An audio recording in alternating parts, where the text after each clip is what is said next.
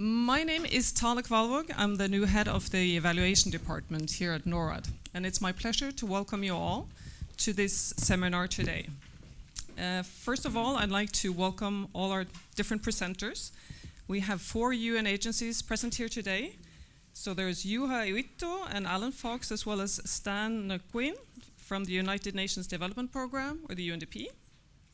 Alan Butterfield is here from the Office of Coordination of Humanitarian Affairs, OCHA, as well as Emily Hampton, Manley, and also Janice Moore from the Office of Internal Oversight, OIOS. And lastly, Stefan Rommel Shapiro from the Peacebuilding Support Office, PBSO. I'd like to also welcome our moderator today, who is Cedric de Koning. He normally works at NUPI, which is the Norwegian Institute of International Affairs, as well as an institute called Accord. And Cedric did his PhD thesis on the complexity theory approach to the coordination dilemma in peacebuilding operations. So we feel this is definitely very key to what we're going to talk about today.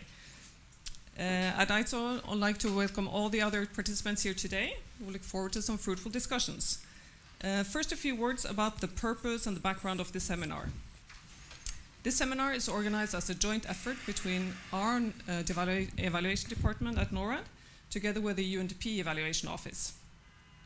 So we see this seminar as one of many results throughout our 8-year partnership. And our Evaluation Department, we've been following the peacebuilding cooperation very closely for many years, looking into how it can be evaluated, some of the challenges, etc. So now, as we have all these different evaluations that have been conducted from the 4 different UN agencies, assessing UN support to conflict-affected countries, we believe that this wealth of information is worthwhile looking into, as there are many lessons and experiences that we can build on. I'd like to briefly refer to the program, which you should have all been handed out. So you can see here who's going to be the presenters and the different order and consequences. I would also like to say that we will have closing remarks by the Director General Audlise Nordheim from our Minister of Foreign Affairs. So we hope that today's seminar will be a learning experience, asking some questions like, what were the findings and conclusions from these evaluations? What have we actually learned? And we hope also that these evaluations and presentations will trigger some fruitful discussions about challenges, both when it comes to the operations in these contexts and also how these can be evaluated. Lastly, some practical information. As you will see, there is a cameraman here. So the seminar is being recorded. Hopefully it's also even being streamed. It depends on our internet access, I think. And the purpose of this is to put all the presentations on YouTube and make this accessible to a wider audience. Because a lot of people who work in these areas, in conflict areas, they won't be able to be here, but these will be relevant lessons to them, so we hope to reach out to everyone. Therefore, I will ask everyone to kindly introduce themselves when they start speaking, and also to speak into mics, that's important, and even more so to keep to the time allocated, simply to be able to follow the streamed recording.